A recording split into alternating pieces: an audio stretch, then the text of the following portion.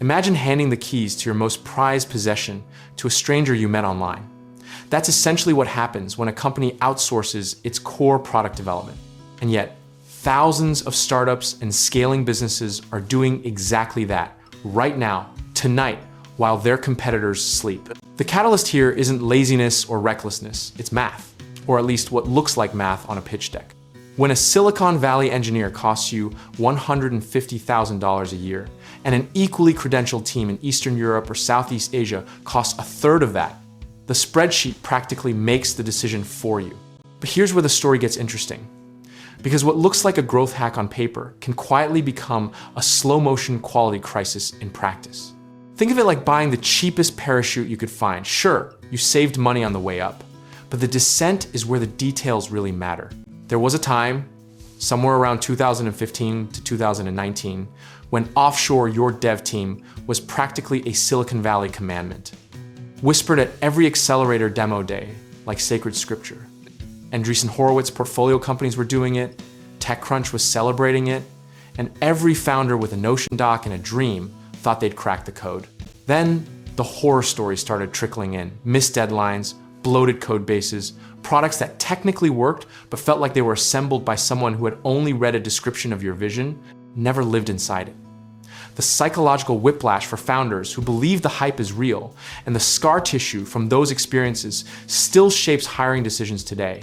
What we're really talking about is the difference between execution and ownership. Outsourced teams can execute instructions beautifully, but they rarely bleed for the product the way an internal team does. Author and entrepreneur David Heinemeier Hansson once said that software is not a product, it's a living conversation, and you can't outsource a conversation you haven't finished having with yourself. Historically, the companies that outsourced commodity functions, QA testing, DevOps support, UI polish, and kept core logic and architecture in-house tended to scale with their quality intact. The ones that outsourced the brain of the operation, the core algorithm, the secret sauce, the thing users actually pay for, those are the cautionary tales that live rent-free in every CTO's head. Here's a misconception worth destroying right now. Outsourcing does not inherently mean lower quality, and anyone telling you that has probably never worked with a world-class distributed team. The variable isn't geography, it's clarity of vision, communication infrastructure, and how well you've documented what great actually looks like. The practical lesson history keeps handing us is this: if you outsource, treat it like a partnership, not a vending machine. Define your acceptance criteria before a single line of code is written. Establish shared rituals like daily stand-ups and weekly demos. And never, ever outsource a feature you haven't personally spec'd to near obsessive detail. Strategy matters more than conviction here, and the discipline of process will always outperform the romance of the idea. You don't need to believe outsourcing is perfect. You need a system that catches imperfection early, iterates fast, and never lets vendor relationships drift into ambiguity.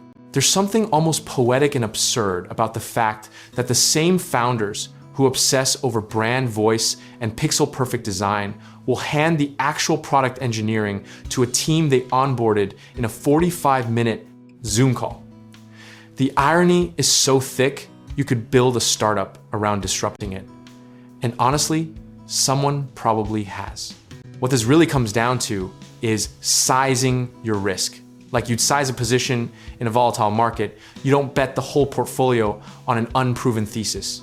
Use outsourcing as a lever for speed and cost arbitrage on the periphery, while protecting the intellectual core of your product with the same ferocity you protect your cap table. Discipline, sizing, and consistency will always outlast the shortcuts. And the founders who internalize that lesson early are the ones who eventually get to tell the war story rather than become one. Whether you outsource 10% of your roadmap or 90%, the quality of your thinking on the front end determines the quality of the product on the back end, full stop. So go in with open eyes, a rigorous process, and zero illusions, because the market will absolutely find the seams in your product wherever you cut corners. And users are brutally honest beta testers who vote with their churn rate. You can be comfortable with either choice as long as you've made it rationally, prepared for the consequences, and built a feedback loop tight enough to course correct before the damage compounds. And whether you're building a product, a portfolio, or a future if you want help getting started in real estate investing, finding the right contractors, or connecting with lenders who actually understand your goals, check out our links in the description below.